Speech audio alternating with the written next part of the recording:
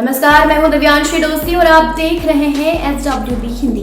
स्वागत है आप सभी का आज के हमारे इस खास कार्यक्रम में, जिसका नाम है खबर के परी।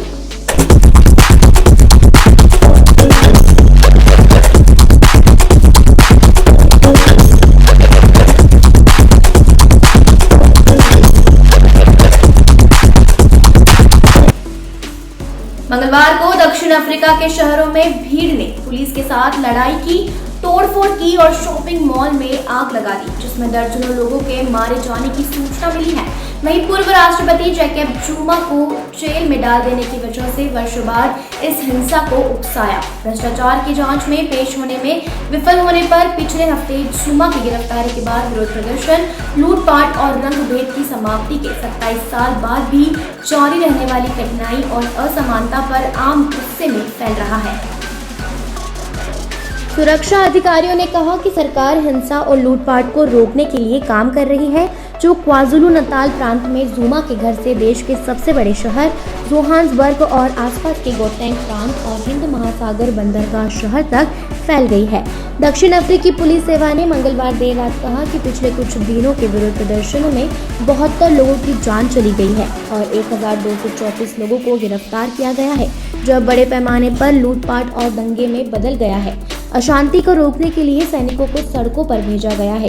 जुमा को 2018 तक अपने 9 साल के कार्यकाल के दौरान उच्च स्तरीय भ्रष्टाचार की जांच में सबूत देने के संवैधानिक अदालत के आदेश की अवहेलना करने के लिए पिछले महीने सजा सुनाई गई थी। उन्हें भ्रष्टाचार, धोखाधड़ी, रैकेटियरिंग और मनी लॉन्ड्रिंग सहित अन्य आरोपों में एक अन्य मामले में भी मुकदमे का सामना करना पड़ रहा है। उन्होंने मई में अदालत में दोषी नहीं होने का अनुरोध किया। जुमा फाउंडेशन ने कहा कि पूर्व राष्ट्रपति को जेल से रिहा किए जाने तक दक्षिण अफ्रीका में शांति नहीं होगी। जुमा की नींव के प्रवक्ता मजवानेले मन्नी दक्षिण अफ्रीका में शांति और स्थिरता राष्ट्रपति जुमा की तत्काल प्रभाव से रिहाई से सीधे जुड़ी हुई है। हिंसा से बचा जा सकता था। इसकी शुरुआत संवैधानिक अदालत के राष्ट्रपति जुमा को हिरासत में लेने के निर्णय के साथ हुई थी। इसी ने लोगों को गुस्सा दिलाया। सैकड़ों लुटेरों ने डरबन के में गोदामों और सुपरमार्केट पर छापा डाला, जो अफ्रीकी महाद्वीप के सबसे व्यस्त शिपिंग टर्मिनलों में से एक और एक आयात निर्यात का केंद्र है। वहीं राउटर्स के एक प्रत्यक्षदर्शी ने कहा कि रिलेटर गेम के डरबन गोदाम के बाहर लुटेरों ने कार में इलेक्ट्रॉनिक सामान और कपड़े भरे थे। अंदर फर्श पर फेंकी गई पैकेजिंग की गंदगी थी, क्योंकि भीड़ ने अलमारियों को खाली कर लिया था। जुमा के खिलाफ कानूनी कार्यवाही को रंग भेद के बाद दक्षिण अफ्रीका की कानून के शासन को लागू करने की क्षमता की परीक्षा के रूप में देखा गया था, लेकिन सैनिकों के साथ किसी भी टकराव से जुमा और उनके समर्थकों द्वारा आरोपों को हवा देने का जोखिम होता है, जो कि वे उनके उत्तराधिकारी रामाफोसा द्वारा राजनीति से प्रेरित कार्रवाई के शिकार हैं। हिंसा तब और बढ़ गई जब जुमा ने सोमवार को दक्षिण अफ्रीका की शीर्ष अदालत में अपने 15 महीने की जेल की सजा को चुनौती दी। निर्णय एक अनिश्चित तिथि तक सुरक्षित रह गया था। बिगड़ती स्थिति ने 1964 में श्वेत अल्पसंख्यक शासन के अंत और दक्षिण अफ्रीका के पहले स्वतंत्र और लोकतांत्रिक वोट में नेल्सन मंडेला के चुनाव के बाद व्यापक समस्याओं और अधूरी उम्मीदों की ओर इशारा किया। अर्थव्यवस्था अफ्रीकी के सबसे खराब कोविड-19 महामारी से हुए नुकसान से उभरने के लिए संघर्ष कर रही है। अधिकारियों ने बार बार व्यवसायियों पर प्रतिबंध लगाया है। 6 जुलाई को चीनी नागरिकों ने लद्दाख के न्योमा सेक्टर में कोयुल नामक गांव में सिंधु नदी के दूसरे ओर चीन और भारत के बीच डिफैक्टो सीमा पर दलाई लामा के जन्मदिन सप्ताह का जश्न मनाने वाले भारतीय ग्रामीणों के मद्देनजर एक लाल बैनर और 5 सितारा लाल झंडे लगाए। कोयुल के ग्राम प्रधान उल्केन सेवांग ने कहा कि चीनी लाल बैनर लगाते हैं, भारतीय ग्रामीणों पर चिल्लाते हैं और उन्हें धमकाते हैं। वहीं हाल ही में अन्य अवसरों पर भी ऐसा ही हुआ है। सेवांग ने कहा कि पिछले साल हम कोविड प्रतिबंधों के कारण जश्न नहीं मना सके। इस साल हमें केवल 30 लोगों के इकट्ठा होने की अनुमति मिली। भारतीय सेना के जवानों और पर्यटकों की उपस्थिति के साथ हमारे पास कुल 50 लोग थे। सभा सुबह 8 बजे से दोपहर 3 बजे तक चली।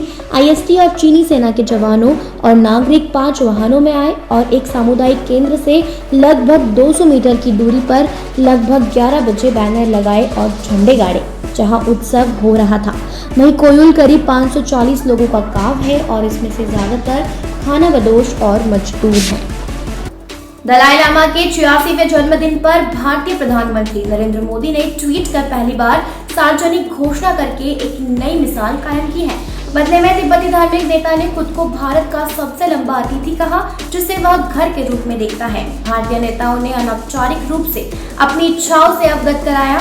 हालांकि निर्वासित तिब्बत के सर्वोच्च धार्मिक नेता के लिए मोदी की आधिकारिक इच्छा न केवल प्रतीकात्मक है, बल्कि इसके राजनीतिक और कूटनीतिक महत्व को देखते हुए बहुत महत्व रखती है।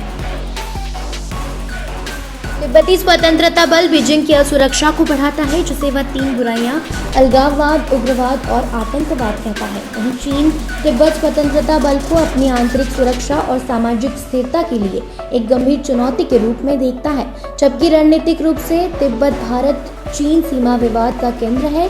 भारत के लिए इसकी सुरक्षा एक बफर राज्य के रूप में तिब्बत के अस्तित्व से जुड़ी हुई है, जबकि चीन के लिए तिब्बत पर नियंत्रण भारत के साथ उसकी सीमा स्थिरता के लिए महत्वपूर्ण है।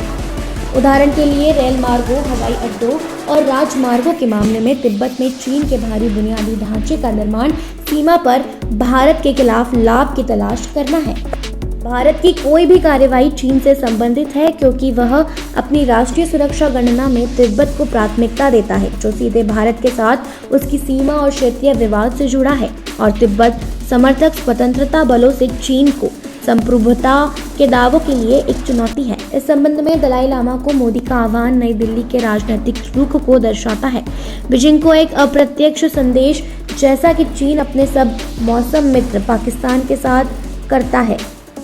चीन के लिए भारत द्वारा दलाई लामा की मेजबानी और निर्वासन में तिब्बती आबादी बीजिंग के लिए लगातार चिंता का कारण है, क्योंकि उसके विचार में यह चीन के दक्षिणी अंडरबेली में लक्षित खंडर है। अतीत से विदा लेते हुए मोदी का 6 जुलाई को तिब्बती आध्यात्मिक नेता को बुलाना बीजिंग के लिए एक दृढ़ ध्वनि का प्रतिनिधित्व करता है। उल्लेखनीय बात यह है कि नई दिल्ली ने 1 जुलाई को चीनी कम्युनिस्ट पार्टी के शताब्दी वर्ष पर बीजिंग को किसी भी प्रकार की बधाई का आदान प्रदान नहीं किया। भारत की कार्रवाई को 2 संदर्भों में पढ़ा जा सकता है। देश दुनिया की ऐसी खबरों को जानने के लिए देखते रहें SWB हिंदी। चैनल को सब्सक्राइब जरूर करें, वीडियो को लाइक जरूर करें, कमेंट करें, शेयर करें। ये वीडियो देखने के लिए आप सभी का धन्यवाद।